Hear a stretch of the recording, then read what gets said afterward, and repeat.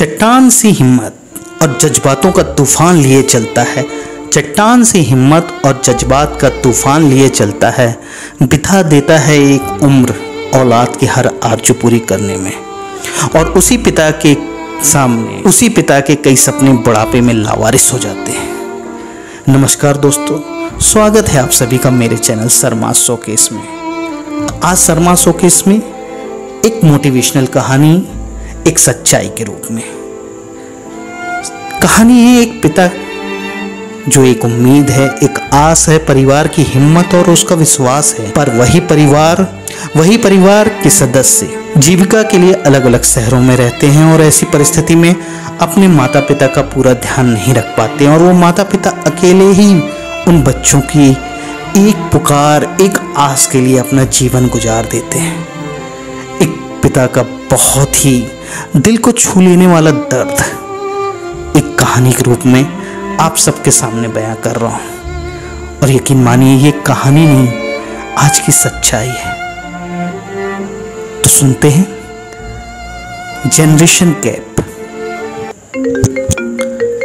Hello अंकित बेटा, हम पहुंचने वाले हैं, ट्रेन आउटर पर खड़ी है।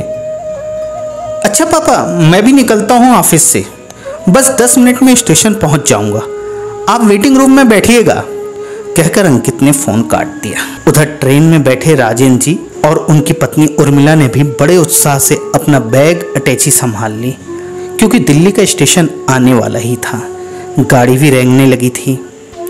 उर्मिला ने बहुत गदगद होते हुए कहा, पता ही नहीं चला कि 5 साल कैसे बीत गए, लड्डू भी अब बोलने लगा है। राजेंद्र जी भी मुस्कुराकर बोले, हाँ, अगर उसने फोन पर नहीं कहा होता कि दादाजी तब आओ दे, तो मैं भी नहीं आता। 5 साल में एक बार भी नहीं बुलाया अंकित और सलोनी ने। ओफो, आप तो ना हर समय झुंझलाते ही रहते हैं। अरे बच्चे अपने काम में बिजी थे कि हमारी देखभाल करते। दोनों को ऑफिस जाना होता है, खाली घर में क्या करते हम। ठीक है, अब बुला लिया ना, उर्मिला ने समझाते हुए कहा। अच्छा सुनिए, उनके फंक्शन में कुछ भी हो, ज़्यादा टेंशन मत करना, दिल्ली का सिस्टम अलग है। हाँ जानता हूँ, चलो प्लेटफॉर्म आ गया। राजेंद्र जी ने अपनी अटैची ट्रेन के डिब्बे की गैलरी में घसीटते हुए गेट की ओर चल दिए। पीछे पीछे बैग और पानी की बोतल संभाले उर्मिला भी चल रही थी। 5 साल पहले अंकित और सलोनी ने दिल्ली में गुपचुप शादी कर ली थी। राजेंद्र जी और उर्मिला को जब पता लगा तो वे बहुत नाराज हुए। अब 5 साल बाद उनका बेटा लड्डू 2 साल का हो गया है, तो उनके जन्मदिन पर एक बहुत ही बड़ी पार्टी का आयोजन दिल्ली के एक बड़े होटल में किया जा रहा था। बहुत मनाया, कई बार दोनों ने सॉरी बोला, तब कहीं जाकर राजेंद्र जी और उर्मिला ने पार्टी में दिल्ली आने का मन बनाया। लेकिन पक्का निर्णय उस समय कर लिया जब 2 साल के नन्हे लड्डू ने अपनी तोतली जवान में दादा दादी को इनवाइट किया, और सारे गिले शिकवे भुलाकर दोनों ने रिजर्वेशन करवा लिया था। राजेंद्र जी ने उर्मिला का हाथ पकड़कर प्लेटफॉर्म पर उतारा और अंकित को फोन करने लगे। बेटा, हम प्लेटफॉर्म पर आ चुके हैं, तुम कितनी देर में आ रहे हो? ओ पापा, बस आधा घंटा लगेगा, आप वेटिंग रूम में बैठिए ना, चाय वाय पीजिए, मैं ऑफिस से निकलता हूँ, अंकित ने उत्तर दिया। तुम अभी तक ऑफिस से नहीं निकल रहे? तुम तो कह रहे थे कि 10 मिनट में। राजेंद्र जी को झुंझलाहट आ रही थी। अरे पापा, एक इम्पॉर्टेंट फाइल साइन करनी थी, बस निकल ही रहा हूँ 20-25 मिनट में, कहकर अंकित ने फोन काट दिया। राजेंद्र जी बड़बड़ाते हुए वेटिंग रूम की ओर चलने लगे। अभी तक जनाब ऑफिस से निकले ही नहीं है, अभी आधा घंटा लगेगा, पहुंचेंगे करीब 1-1.5 घंटे में, ऑफिस यहाँ रखा है, हद है। ओफो, अब क्यों बड़बड़ा रहे हो, आ जाएगा, काम कर रहा है, घूम तो नहीं रहा, उर्मिला ने कहा। तुम्हारी इसी आदत से मुझे चिढ़ है, हमेशा अंकित का पक्ष लेती रहती हो। अरे जब उसे मालूम था कि हम आज आ रहे हैं तो क्या गाड़ी नहीं भेज सकता था स्टेशन? और फिर जब पार्टी आज है तो एक दिन की छुट्टी भी ली जा सकती थी ना, राजेंद्र जी बोले। छुट्टी की क्या जरूरत है, पार्टी होटल में है, सब कुछ तैयार करना तो उस होटल का काम है। हमें क्या, हम तो पैसा लेकर पहुंच जाएंगे बस, उर्मिला ने शांति से पुल पर चढ़ते हुए कहा। बस माँ बाप रिश्तेदार सबको चूल्हे में झोंको। और राजेंद्र जी झुंझलाने लगे थे। अच्छा बस करो, किधर जाना है? उर्मिला ने इसी बीच उनकी बात काट दी। इधर चलो, प्लेटफॉर्म 1 इधर है, वेटिंग रूम भी इधर ही है। राजेंद्र जी सूटकेस घिसटाते हुए बढ़ने लगे। वेटिंग रूम में आकर हाथ मुंह धोकर दोनों ने एक एक कप चाय पी ली। लगभग आधा घंटा बीत जाने के बाद राजेंद्र जी ने फिर एक बार अंकित को फोन किया। हेलो, कहाँ हूँ?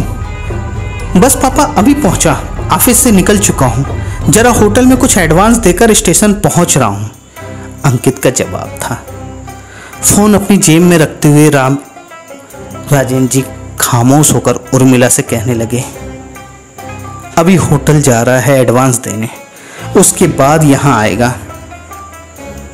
राजेंद्र जी ने बिस्किट मुंह में डालते हुए कहा। चलो ठीक है, आ जाएगा, वैसे अभी 11:30 ही तो हुआ है, पूरा दिन पड़ा है, पार्टी तो शाम 7 बजे से है ना, उर्मिला ने कहा। लगभग 1 बज चुका था। दोनों बैठे बैठे ऊँघने लगे थे कि राजेंद्र जी ने फिर अंकित को फोन किया। बहुत देर तक घंटी बजती रही और कोई उत्तर न मिला। 2-3 बार फोन करने के बाद भी जब कोई उत्तर नहीं मिला तो राजेंद्र जी झुल्लाते हुए बोले, अब फोन ही नहीं उठ रहा है। उर्मिला ने राजेंद्र जी को समझाया, क्यों गुस्सा कर रहे हैं, ट्रैफिक में फंसा होगा, गाड़ी चलाए कि फोन उठाए। आधे घंटे में आ रहा हूँ बोला था और 1.5 घंटा हो चुका है, क्या तरीका है? राजेंद्र जी के चेहरे पर अभी भी गुस्से के भाव थे। दिल्ली का ट्रैफिक मालूम है, खामा नाराज हो रहे हो आप, आ जाएगा, उर्मिला ने कहा ही था कि फ़ोन की घंटी बज उठी। राजेंद्र जी ने झट से फ़ोन उठाया। हेलो, हाँ कहाँ हो?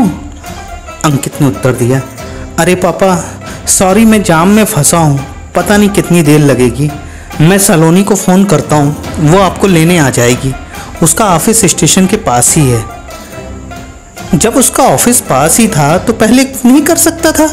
ठीक है करो, हम भी बैठे बैठे थक गए हैं, राजेंद्र जी ने कहा और फिर उर्मिला के पास आकर बेंच पर बैठ गए।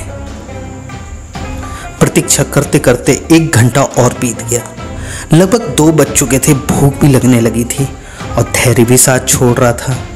झुंझलाते हुए राजेंद्र जी ने कहा, क्या तमाशा लगा रखा है, ऑफिस पास है तो अभी तक नहीं आ पाई देवी जी?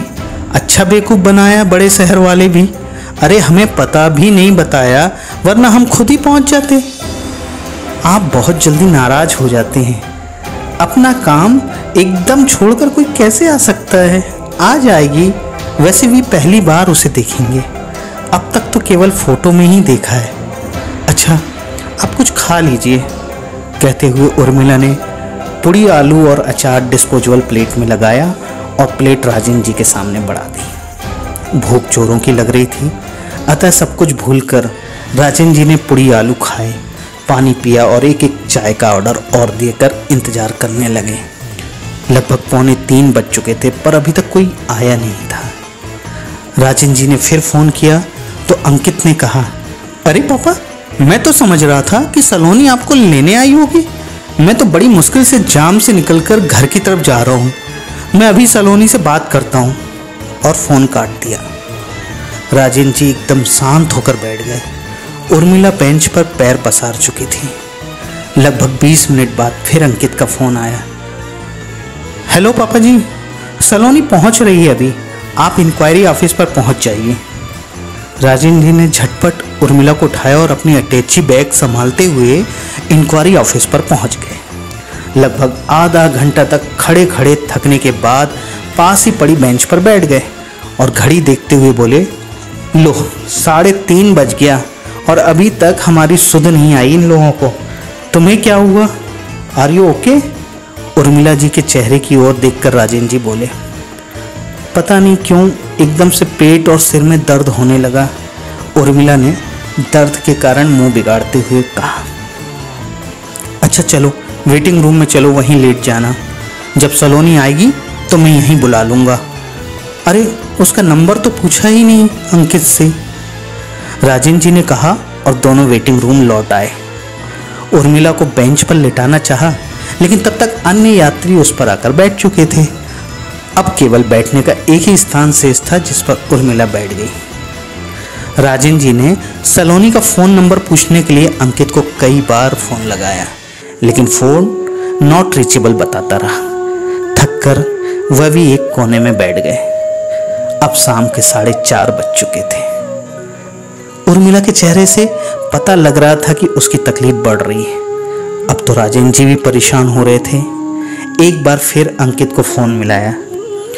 हेलो बेटा, तुम्हारी माँ की तबीयत खराब हो रही है, जल्दी आओ। आप कौन बोल रहे हैं? एक नारी ने फोन पर प्रश्न पूछा। बेटा, मैं अंकित का पापा बोल रहा हूँ। तुम सलोनी हो ना? यस, मैं सलोनी बोल रही हूँ, पर मैं आपको नहीं जानती। और ये अंकित कौन है? Sorry, wrong number. Phone cut गया। राजेंद्र जी हैरान व परेशान थे। अभी थोड़ी देर पहले तक तो अंकित के नंबर पर उससे बात हो रही थी, अब अचानक ये रॉन्ग नंबर कैसे हो गया?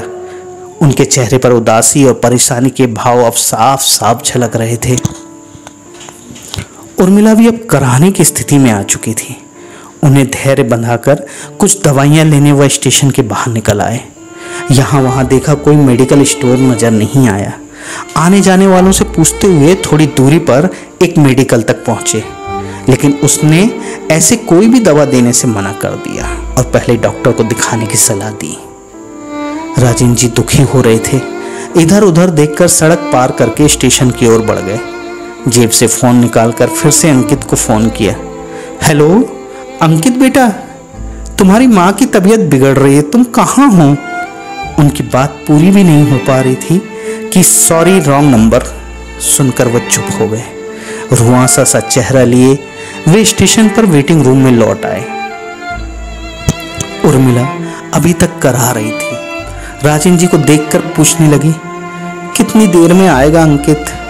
राजेंद्र जी ने कुछ नहीं कहा, बस प्रश्न किया, बहुत दर्द है?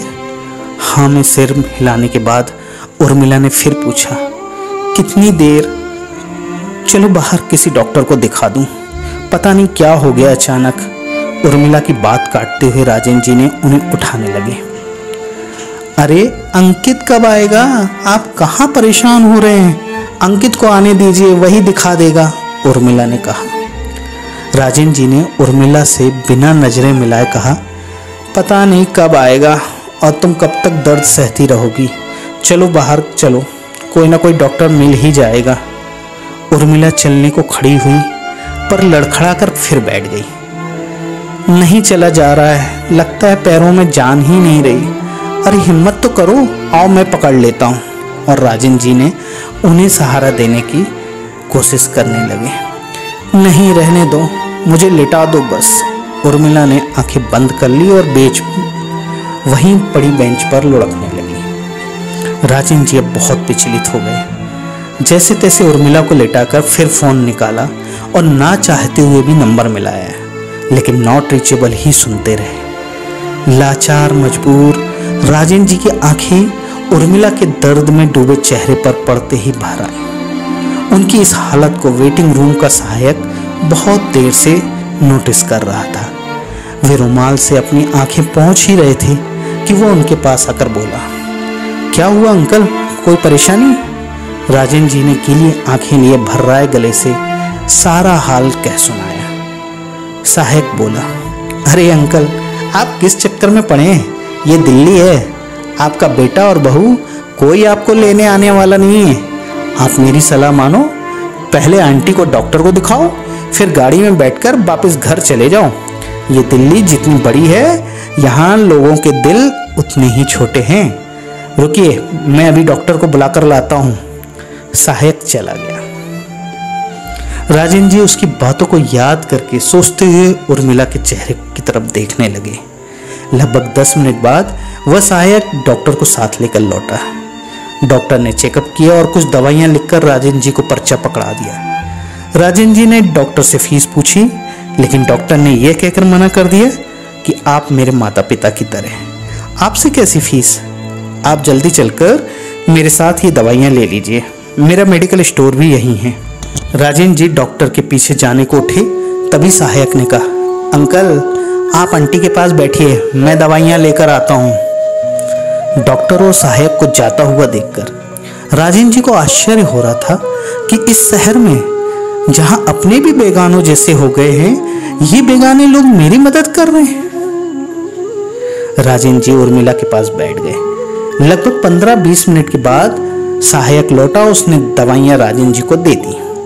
राजेंद्र जी ने उर्मिला को उठाया और दवाइयाँ खाने के लिए दी। सहायक अभी तक पास में खड़ा था। उसने राजेंद्र जी से कहा, अंकल आप बरेली से आए हैं ना? हाँ, आज सुबह ही तो।